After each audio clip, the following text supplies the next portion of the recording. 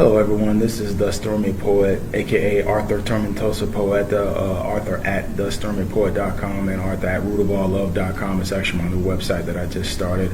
I really want to start trying to give my insight on, everything dealing with relationships, and start giving my knowledge base on that. I'm not a licensed counselor or anything like that, but I just feel like there's a lot of things that I'm seeing going on with relationships, and I've really I'm starting to understand how misogyny and racism has affected relationships. So I decided to start that website. But anyways, what I'm here to talk to you about today is actually something that was inspired by a conversation I was having with a friend about planning.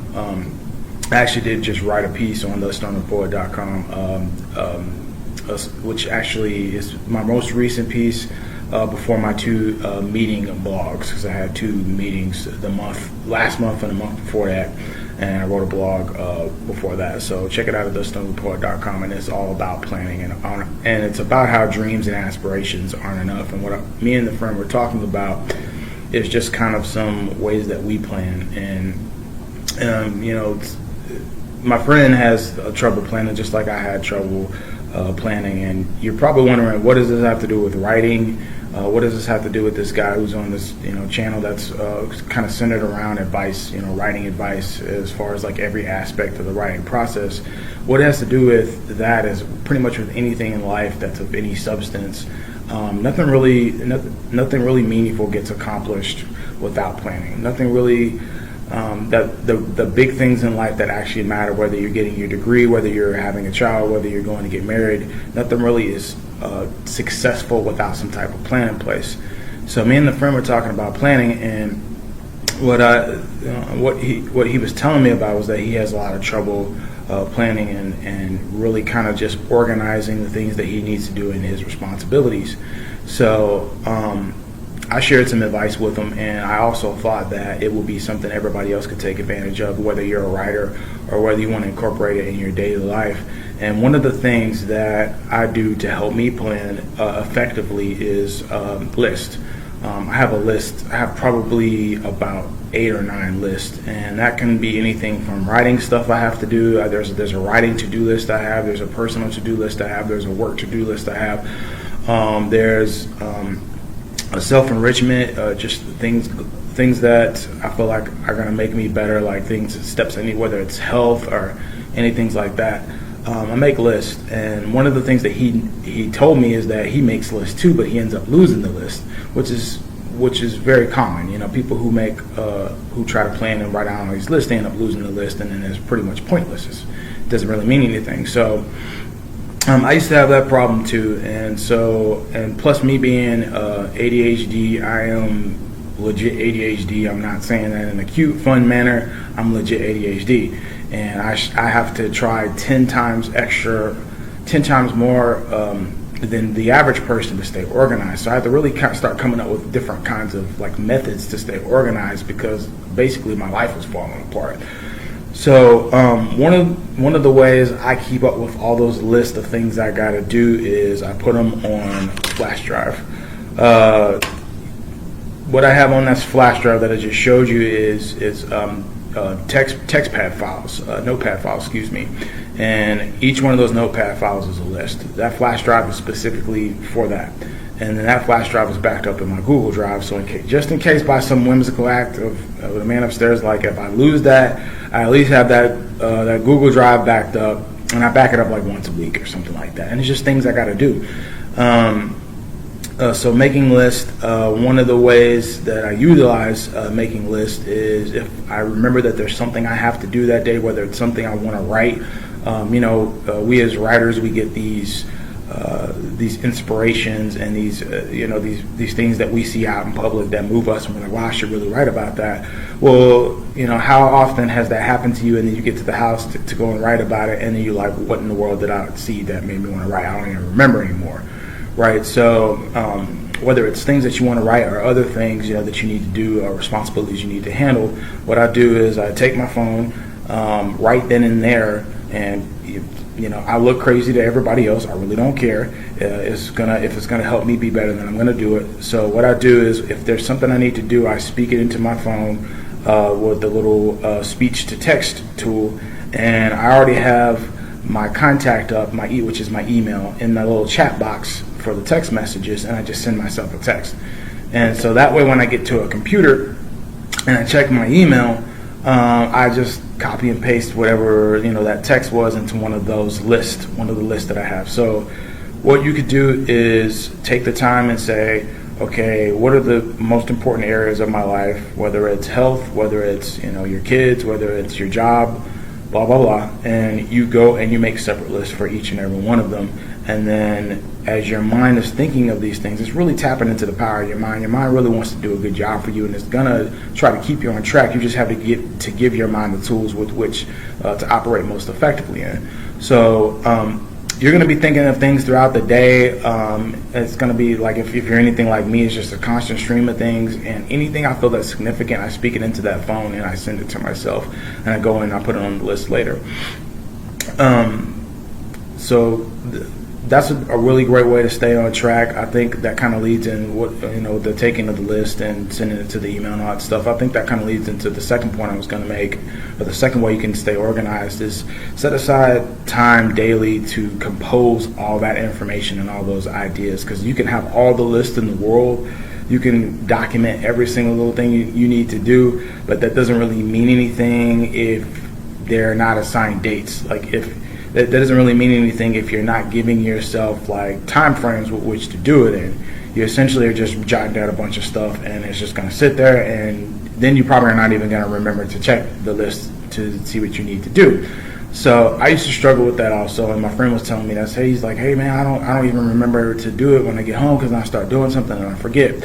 So that's why I feel it's important that every single day, and my brother-in-law used to get on me about this, and I hated that he was getting on me about this, but he was right and I was wrong. And now that I'm a grown-ass man and I'm like trying to handle all these things and start all these projects and start my own business, now I'm starting to learn that how right he was.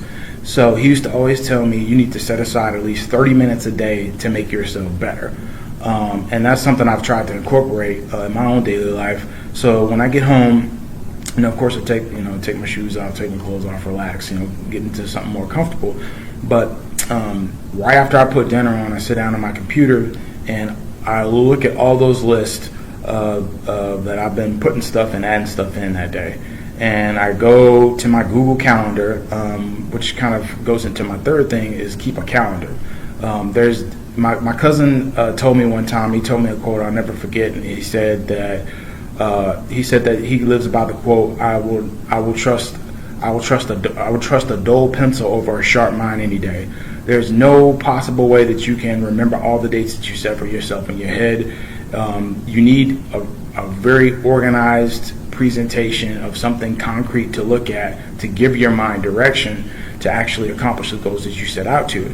So I like to use Google Calendar because it's an online calendar, and again, there goes that losing your calendar thing. I've had calendars in the past, and I've left them in the, whether in the bathroom or something like that at a public place, or I left them somewhere, or they fell out, or they're in a trunk somewhere. I don't know. But you're more than likely are going to lose the calendar anyway, and then after that year is up, you got to replace it with another calendar. It's a waste of money. Google Calendar is completely free. You can program things in there well in advance. You can program something from 2 years from now, right? And you can do repeating events. And what is so cool about it is you can set reminders that will Google Calendar will actually send you a reminder to your email. How much are we online already anyway? Checking emails and stuff like that. So it goes straight to your email and it lets you know. So you can also sync it up with your calendar, and it's completely free.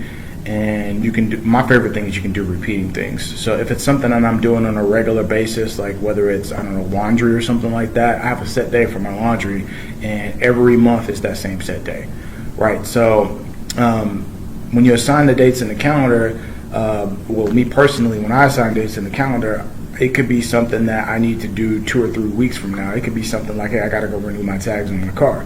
It could be something, hey, you need to write this, or you need to enter this publishing contest, or you need to do whatever it is you need to do. So when I wake up in the morning, the first thing I do, after I put breakfast on and things like that, is I check my phone. You can sync that calendar to your phone. And I'm saying use Google Calendar, but if you can find something else that works better for you, to use that. But you can sync the calendar to your phone, and when I wake up, the first thing I do is I check my calendar on my phone. And I check the things I need to do, and I might not necessarily do them at those particular times, but at least I can look and I can see what I have set for myself that day, and I know what I'm in for. I know how to structure everything else around that day and handle those priorities that I gave myself, and it could be something I gave myself from like 2 or 3 months ago. So, and you know, if it's kind of like when you're working at a job, like your boss gives you, you know, set time frames with which you got to do these tasks, and you do them because you don't want to get fired, and you take them very seriously, and you're like, wow, I really got to do this because my boss told me to. You know, if you're really going to be your own boss, if you're really going to, you know, escape corporate America someday or something like that, then you need to take yourself as seriously as if you were to take the boss at your employer seriously. If you told yourself to do something that day, then you need to do it. And I did include that in the blog. You do need to take yourself, even in my humble opinion, I think you need to take yourself more seriously, because you're the one who has your best interest in mind at the end of the day, not your employer. So with that said, I hope that those are some steps that everybody can utilize and really incorporate in their daily lives. There's 3 very simple things. Again, Google Calendar is free. Setting aside at least 30 minutes a day, that's not a lot of time. That's not a whole bunch of time, but it can make a world of difference. And definitely make lists. Give your mind is constantly working for you. You just have to be able to jot it down and be able to compose it, and give your mind the tools that it can to be successful. So with that said, I'm out. I would like to say definitely check my website out, thestormypoet.com. rootofalllove.com will be getting more content as the months progress. I plan on really doing some more videos and presentations and actually interviews with people who I feel have a really broad knowledge base on relationships. And also I encourage you to pick up my most recent published book. I put it out March 25th, called A Pale Face for a Collar. Testimonials of an Office Rat, which is actually a book about a man who is trying to escape corporate America, and he really feels like he's figured out the only way that there is to escape corporate America, the only way that there is to make a living for yourself, actually doing what you love, as opposed to going and fulfilling somebody else's dream at a job somewhere. So I do encourage you to pick up that on Amazon, and also Product of the Storm, my first published anthology, is also available on Amazon. And with that being said, I appreciate your time. I look forward to interacting with all of you in the near future. Have a great day.